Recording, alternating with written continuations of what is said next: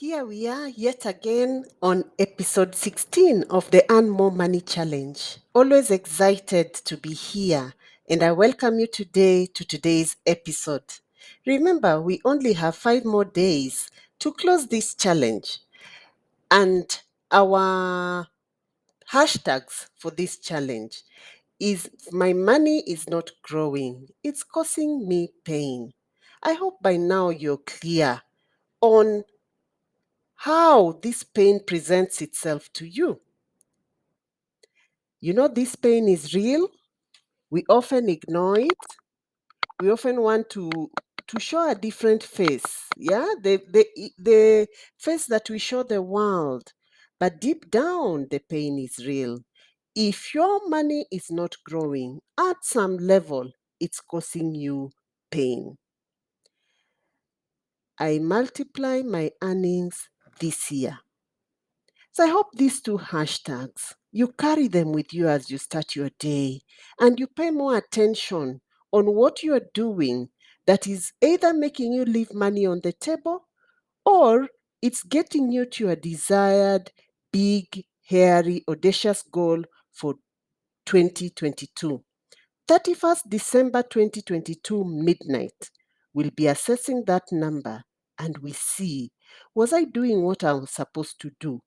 Why did I not hit my number? Or what did I do to hit it so that I can make it better in 2023? So today, we are grateful that you are here today. We don't take things for granted. Very grateful that we can do this session up to day 16 every day with its own video, no pre-recording. It's something to be very grateful for. But it calls for being very intentional. I'm doing this video at 7:43 p.m. It tells you how my day was, but I have to do what I have to do. So our topic for today is money in the hands of a fool. Some words like this are just too piercing, especially when they are directed at us. No one would love to be called a fool, but I've learned during these few days I've lived on earth that for you to make meaningful strides towards success, you need to take an honest look at your life and judge fairly what you see in your mirror. For a long time, I believed I was good with money, especially because of my career line. I grew in the corporate world handling money. I started off after university being a cash flow, a finance executive.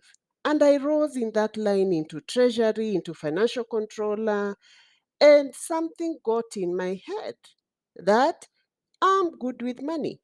And you can't blame me for that because I rose in the organization because I was handling the organization money. Well, that's what earned me the promotions and the jobs. Apparently, when handling my own money, I just didn't pay attention to certain things. How I was investing, how I was spending, the things that mattered to me. And here, one of the things that mattered to me was image. Image. What address are you living in? Which car are you driving? How do you dress? Are you showing up in the office with the same suits all through the month? Next month, you need to have new shoes, new suits, your handbag, image. When people are going out, are you part of the deal? What drink are you taking? So the thing carries with you. What you don't realize is that then it actually brings out this verse in the Bible, Proverbs 17:16. Of what use is money in the hands of a fool, since he has no desire to get wisdom? Hmm? Desire to get wisdom. So change does not come through hide and seek. Yeah? Which is what most of the middle class do, like I did. playing hide and seek. How do we play hide and seek? To maintain this lifestyle that we've put ourselves in, now we bring in consumeristic debt. We bring in consumeristic debt where we are always flipping around as a car bought by a circle loan, shopping for the home done by the credit card, contributions to funeral done through Fuliza or Mshwari. So it's a vicious cycle of debt. And when I look at myself in the mirror, I see a rich woman. Yet in there is a whole consortium of debts and more debts, money that doesn't belong to you. So we play hide and seek. But by carefully scrutinizing our lifestyle, we can know the truth. We can know that we are deceiving ourselves. And like I've admitted, before I knew better and got to where I am today, I acted foolishly. Looking at some decisions that I've made in life, including on this area of money, have been quite, some of them have been quite decisions of a fool. And that also brings me to something that is important I mention about education. Getting a college degree or a master's or a PhD typically pays. It's a good thing. I encourage it, but it's not a guarantee. More education does not always get you more money, or it does not always mean you'll win with money. Empowering your relationship with money is the starting point and foundation to achieving the financial prosperity and success you desire. But this calls for paying attention. We are now in a period where some people are trying to recover back from the 2 years of lockdown and the COVID effects. Some have not yet really recovered. Some were not affected. We are all in different cycles. So, regardless of which stage you are in or what you are going through, while the COVID situation is still not clear to us, the reality is the economy, the world's economy, is not the same. Things have changed. Things have changed.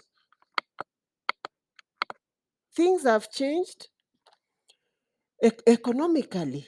And it's made it incredible that we need to pay more attention on this area called money. We cannot afford to navigate the money space blindly with wishful thinking and false hope and just imaginary. Yeah? There's things that we imagine that are not real. We cannot actualize them. I just imagine myself being in this place, spending this, and we act it out with the little money we have, and we deplete our bank account. We deplete our bank account, yet we do not want to marry that lifestyle that we desire with what it takes to earn more money. We do not want to look at what it takes to hit your big, hairy, audacious goal. Yeah? So, money is a very powerful tool that can be used either to build or destroy. Therefore, we must strive to gain wisdom on how best we can utilize it to our benefit. And when we gain this wisdom, that is what we can pass on to the next generation. So, who is a fool? A fool is someone who does not think of tomorrow, someone whose focus is limited to today and now without thinking of what tomorrow might show up with. I remember the session we had with Sarah Mashane Buile. She's a financial coach from Pretoria, and she gave us a session in the Money Coaching Hub. The Money Coaching Hub is a collaborative learning space for professional women who are employed in business and those in career transition. And every once a month we meet, like on February 7th, on Monday at 7 p.m. to 8:30 p.m. we will meet, have a session, and tackle a money topic. And our topic this quarter, our theme is attract more money. And that's what informed why we are having the Earn More Money Challenge. So in February, we'll have a meeting on 7th of February, and you are free to join us. And there'll be a link at the end of this video.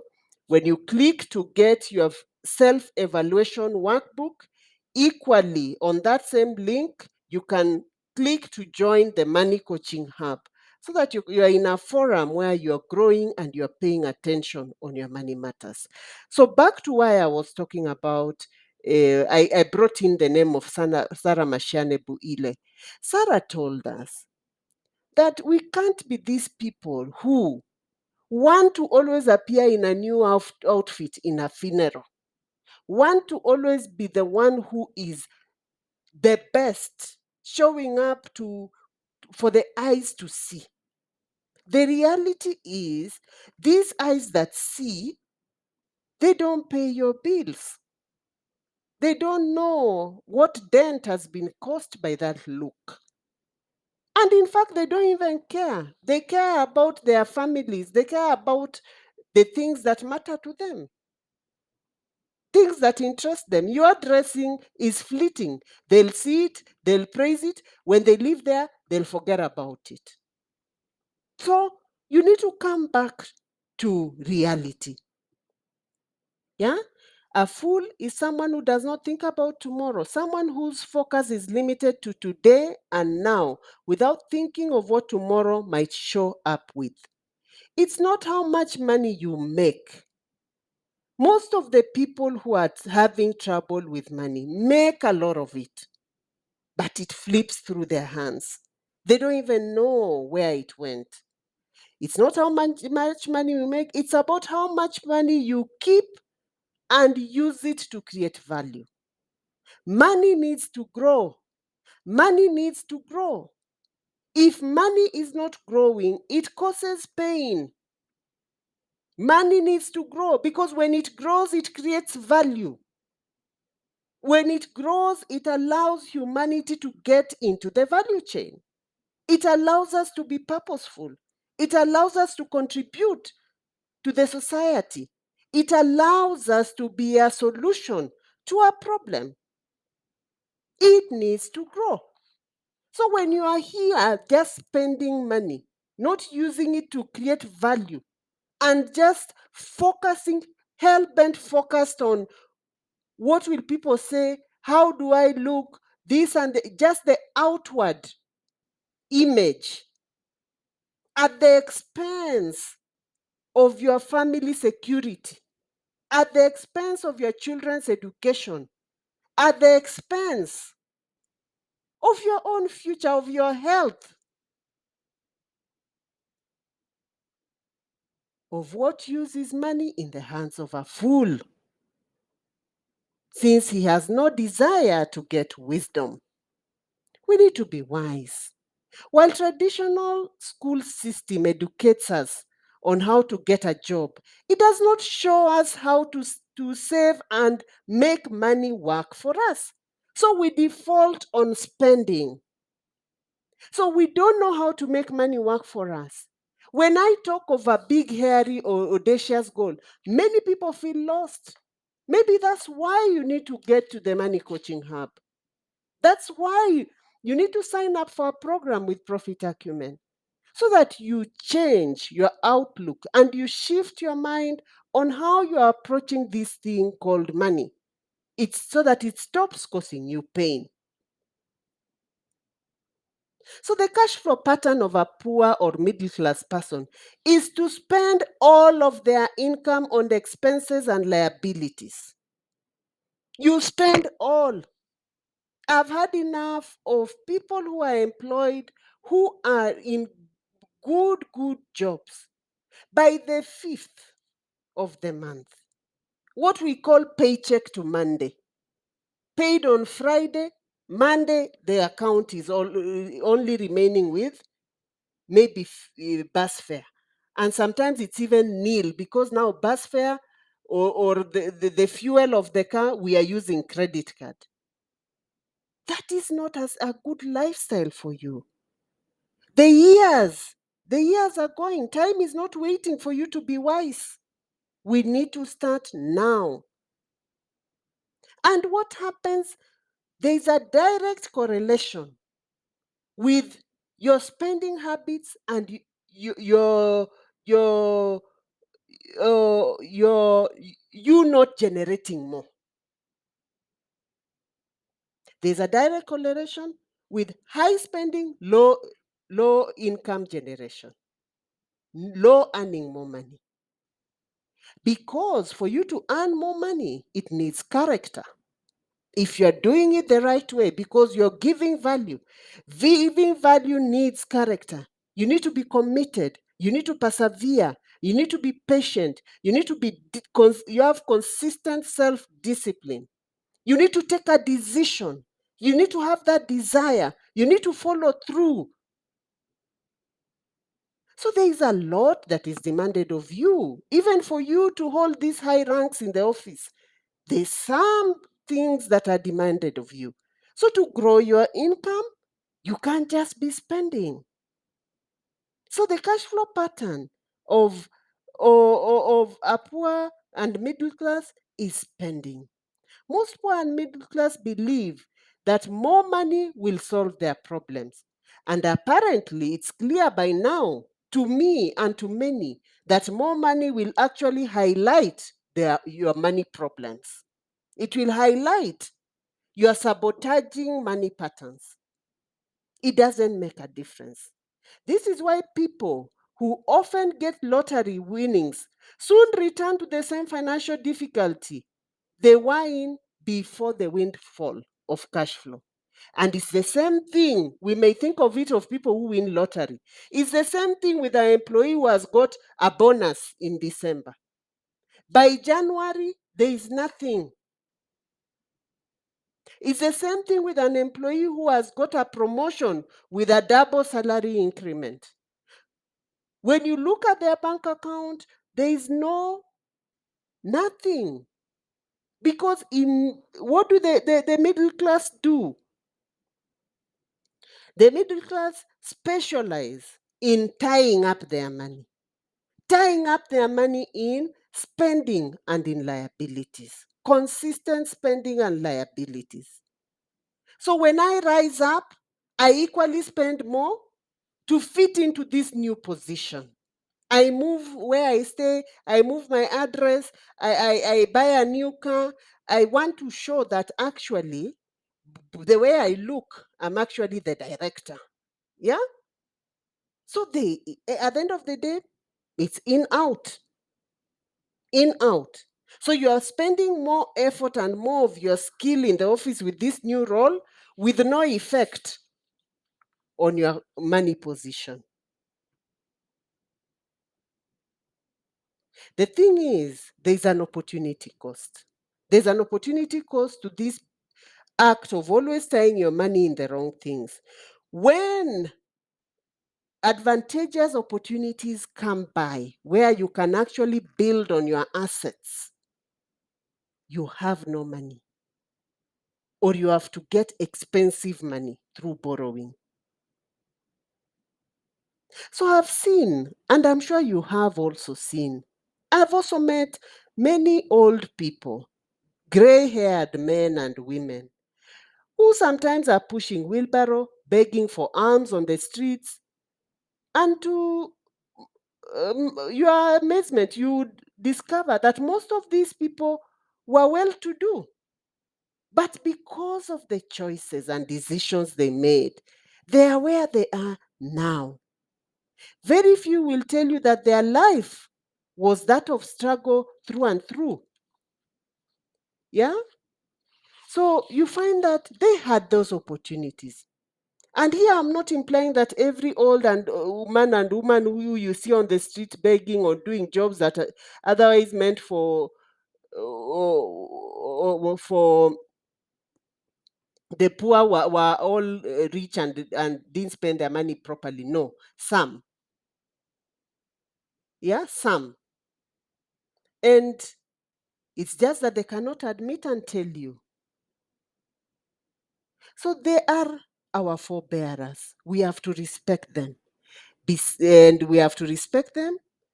But life teaches us many things. It teaches us that we must learn from the mistakes of others. And also, we are now in a generation where we cannot be preparing ourselves, educating our children in preparation to rely on them financially in the future. I go sit up country and wait for money to come from the city. That model is gone with our parents. Our parents have had to do that because they didn't have the opportunities we have.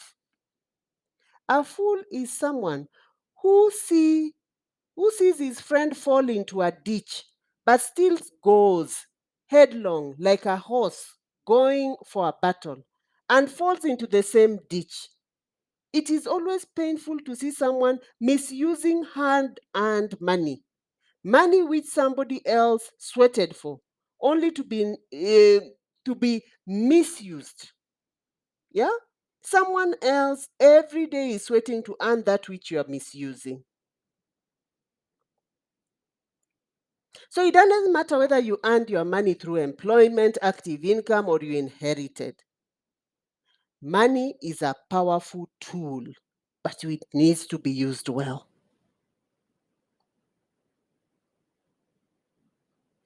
So I want us to learn a few lessons from this. That wisdom for you to generate more money, to earn more, your spending behavior equally needs to change. So you find that most of the middle class don't seize opportunities, don't make money work for them. And I want to speak about two emotions that it's important to overcome for us to move forward: fear and greed. The fear of being without money and worrying about not being able to pay bills. It keeps you in the same spot that you do not want to look at anything that is an opportunity. So you do not pay attention, look left, right to see how can I grow my money? Because you are hell bent with fear, which is not meaningful to you. We need to approach the world with an open mind. Open mind. Open mind to hear, to listen, and assess and see, is this aligned with my purpose? I spoke about purpose yesterday. Is this aligned with what I'm supposed to be doing? And the money journal has 12 steps for you to find your purpose. I hope by now you've invested in your money journal. When you have it as your guide to build towards building your income, it can actually help you to see whatever opportunities are coming your way, is this for me? Instead of letting fear dominate. And the another emotion is greed. Greed is spending money on all of the luxurious things money can buy, wanting to be the first one to have. But the thing is, when you are the first one to have, when you arrive home, the next day you leave your home, you find someone else has it. What you can't tell is whether you are really the first one because you don't know what time they bought theirs. The happiness that comes from these things is often short term. Soon you want more money to buy more things. These two emotions perpetuate this pattern of working to get more money, then increasing your spending instead of increasing your income, trapping yourself in a vicious cycle, a constant rat race. So, some lessons. Number one, always increase your income. Wake up with that every day. How am I going to create value to be a solution to a problem? How can I do more? But the reason why also we do not pay attention on increasing our income is because we do not do our maths. We don't face our numbers. We don't understand. We don't put our debts holistically to understand how much debt do I have? What does it mean? How long will I have to work to clear this debt? What if I lose my job? What if there is a crisis like what we just faced with COVID? What happens? We don't pay attention on our numbers. So we get comfortable with what comes in and make no effort to earn more. So do the math. Realize how real it is to get to where you want to go. So we need to focus on increasing income streams by creating value. We need to be valuable, use our time well, pay attention, challenge our minds, move our ideas from ideas and transmute them into their monetary equivalent. And the good thing, there are so many ways to increase your income today. You just need to pay attention. From the internet, you can do quite a lot. The social media space, you can write blogs, you can edit for authors, you can release podcasts, you can do sales from home in the internet, and there are additional streams that could also be uh, more helpful. You can do real estate rentals, you can do agency work, part-time jobs, you can coach, you can tutor, yeah, you can do languages.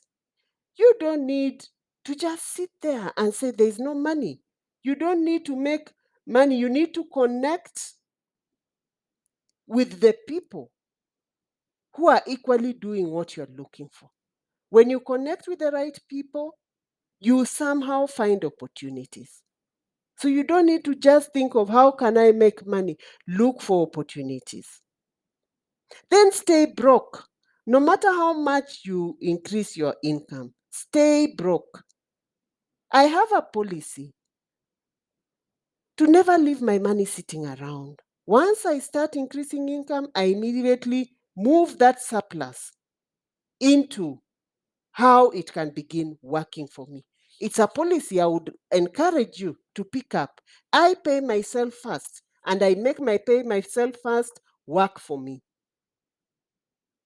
This way, I never get tempted into overspending and just going with the whim and the in thing fashion. Yeah. So, and also when you are broke, you are more motivated to generate more. But when there is money sitting there comfortably on your M-Pesa or money sitting in the bank account and you're looking at it, you get comfortable and you quickly call yourself rich and you forget that the holistic numbers are showing something else. So, a fool, as I alluded earlier, will not think of tomorrow. He does not know that money has got wings. It might be with you today, but who knows tomorrow it might fly away. So, not to save money for the sake of saving. Only reason why we save money is to grow it. Money is for investing, for growing it. So, we must invest. We need to invest so that our children do not suffer. How can we succeed to eliminate poverty if one has to start by themselves to have wealth without a foundation to start from? Because what we do when we just spend and spend and spend, we give our children no foundation to start from. And I applaud the Asian community on this because the Asian community give their children a foundation, a place to start from. Yeah. So we need to create platforms of wealth with a foundation in the future. Thinking of the future, generational wealth. That is how we will kill this African poverty. So we need to reinforce these three things: increase your income, stay broke, and save to invest. And continue that and reinforce it, and we pass it on to our children. I'm glad I've had this session with you. Always looking forward to this. It's a wrap with me, Edith Sidondo, your money coach. Let's look up for tomorrow's session, episode 17. Bye for now.